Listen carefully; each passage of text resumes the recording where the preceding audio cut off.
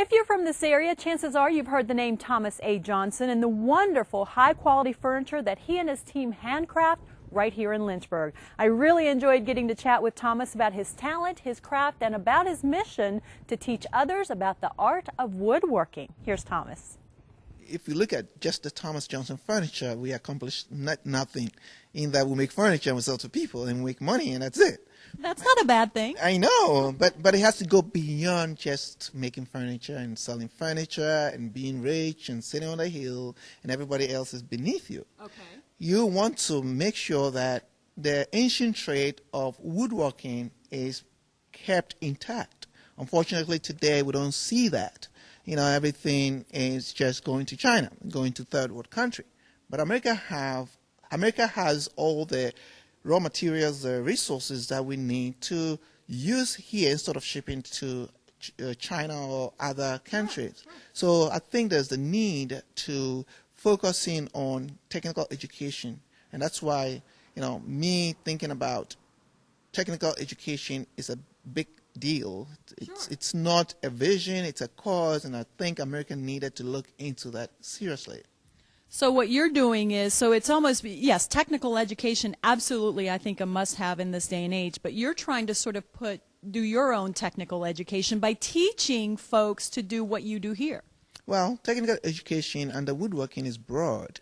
Woodworking consists of carpentry, joinery, cabinet, and furniture making. True, okay. Okay, so if we are able to set up the school on Mayflower Drive, I think that it will become a model for the rest of the country to look at. So it's a school where it's a campus where you come into the village, you see a technical school, you see a business incubator, and then you see small business startups. So you are training entrepreneurs. You know, in the days of Jesus Christ, he chose 12 people. Right. He taught them for 3 years. He didn't keep them to himself. He sent them out. And look at propagation of Christianity today. So I believe that to save American woodworking industry, these are some of the principles we have to apply. That makes complete sense. Okay, so I would imagine then you have a plan to teach some folks. How are you hoping to do that?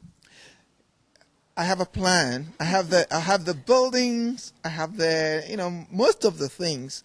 But sometimes, ideas or dreams at some point has to disintegrate into hard working.